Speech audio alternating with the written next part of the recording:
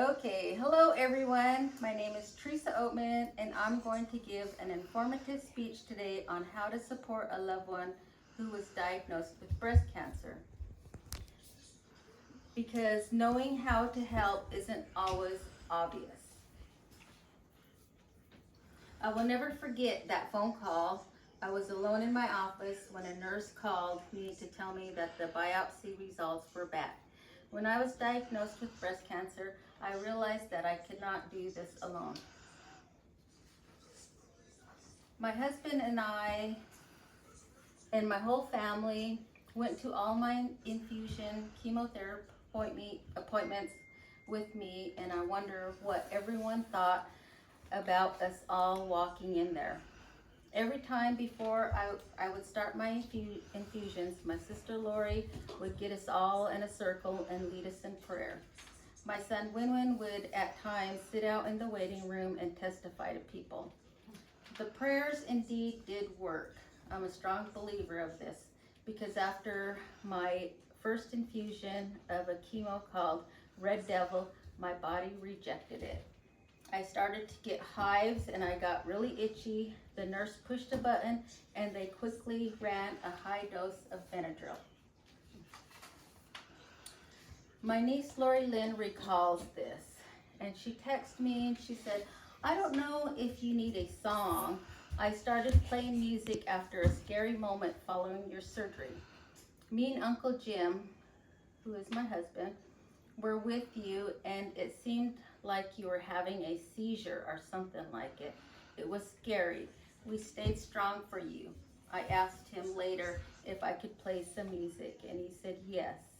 We sat on each side of you, and this song came on, and you had tears streaming down your face.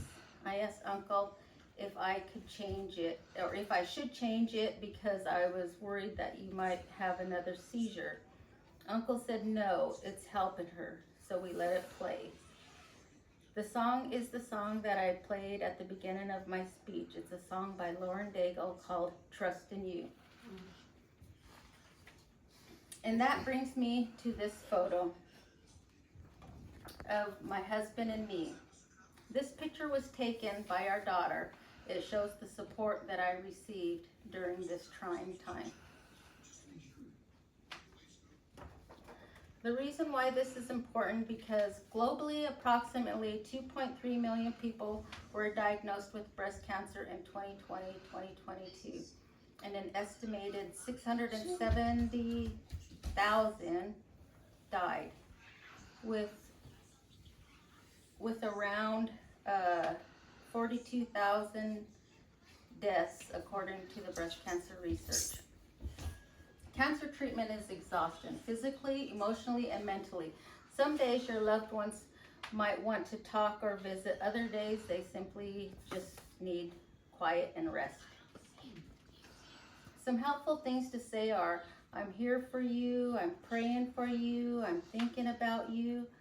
Are there any specific things I can help out with this week? Avoid saying phrases like, everything happens for a reason. You have to stay positive. It could be worse. And avoid comparisons like, my friend had the same thing.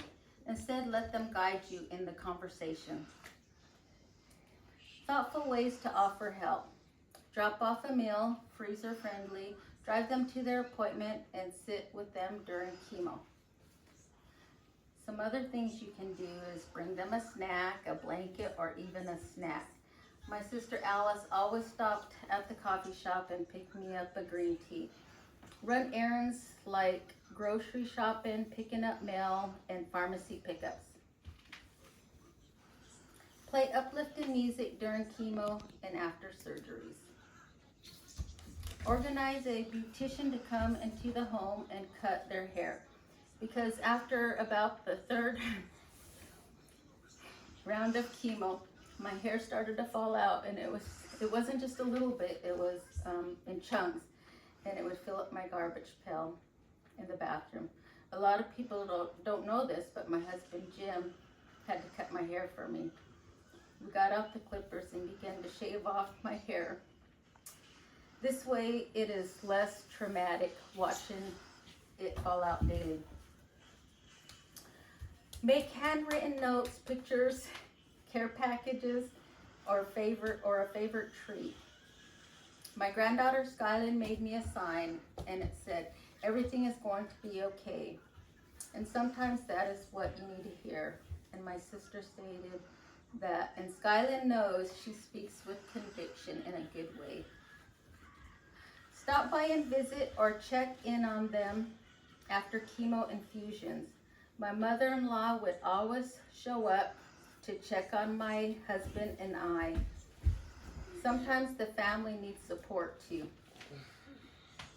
Celebrate the good days and honor the hard ones. My niece Pauline, who was always there to support me, made a sign when I completed therapy. Just listen. Sometimes your presence is a gift. Show support at the hospital if surgery is involved. Show support during radiation. 2 ears are better than one. A second person can help remember and process the large amount of information given by the doctors. That was supported by my sister Lori. Find programs that help with gas, lodging. My niece Lori Lynn did this for me. Find support groups and counseling services in your area. Celebrate yearly. It's about family, it's about connections, it's about support, it's about unconditional love, and it's about the small everyday gestures that remind someone that they're not alone in their fight. This book is called Living Beyond Breast Cancer by Marissa West. It is a great resource. And this book here is called After the Cure, The Untold Stories of Breast Cancer Survivors, written by Emily K. Abel. It is a book with 74 interviews with breast cancer survivors. It is a great resource. In conclusion, if you follow these supporting steps, it will help your loved one who is facing some challenges. I end with a call of action such as be there. It is the greatest gift you can give. And it's a family story because I didn't fight it alone. Thank you for attending my informative speech. Are there any questions? How long did you fight it? It was about a year process of everything, yeah. Also, I have some free brochures and some freebies. You're free to take whatever you want. Thank you. Okay.